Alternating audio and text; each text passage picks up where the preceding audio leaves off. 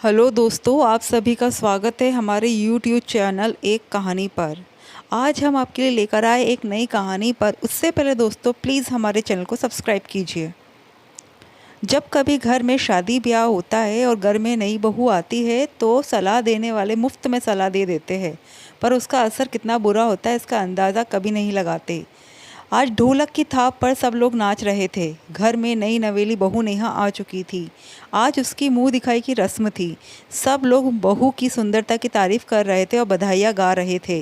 लेकिन कुछ लोग ऐसे भी थे जो नई नई सास बनी विमला जी को अपनी सलाह देने से पीछे नहीं हट रहे थे। अरे जीजी, बहू को रखना कोई मामूली बात है क्या? मतलब बहू को रखना भैंस को खूंटी से बांध कर रखने के बराबर है। जैसे भैंस खुली रह गई तो इधर उधर हो जाती है, वैसे ही बहू है, छूट मिली नहीं सिर पर चढ़ जाती है। मामी जी अपनी ननद विमला जी को समझा रही थी।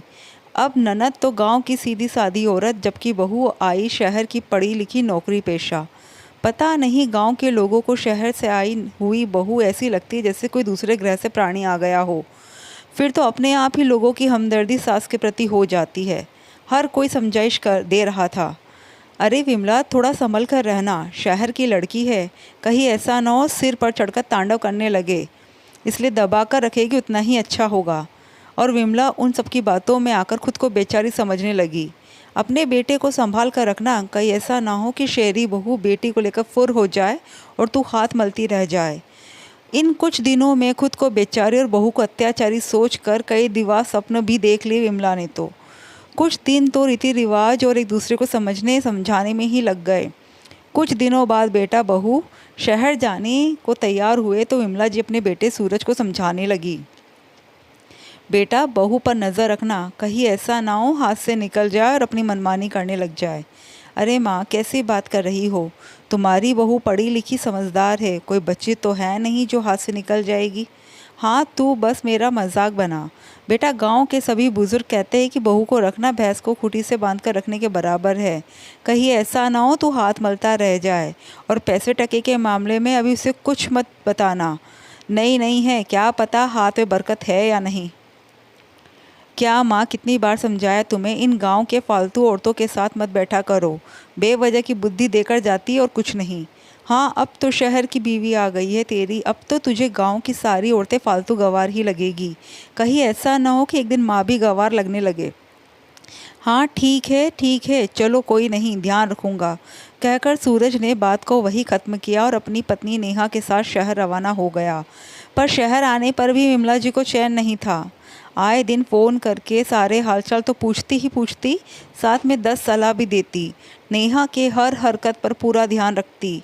वो कब क्या करती, हर चीज़ के बारे में सूरज से ज़रूर पूछती। अब कोई इंसान बार बार एक ही बात बोलता रहे तो थोड़ा बहुत असर तो होता ही है। सूरज भी धीरे धीरे अपनी माँ के समर्थन करने लगा। सूरज किसी न किसी बात को लेकर के नेहा को टोक देता तो दोनों में लड़ाई झगड़े हो जाते। धीरे धीरे दोनों में झगड़े बढ़ने लगे। अब तो ये आए दिन के किस्से हो गए थे। एक बार तो सिर्फ इस बात पर झगड़ा हो गया कि नेहा ने अपनी पसंद की सब्ज़ी बाहर से ऑर्डर कर दी। बस विमला जी ने इस बात को तिल का ताड़ बनाया और सूरज ने बिना बुद्धि के अपनी माँ की बात पर अमल किया। झगड़ा इतना बढ़ गया कि नेहा परेशान होकर अपने मायके जाकर बैठ गई।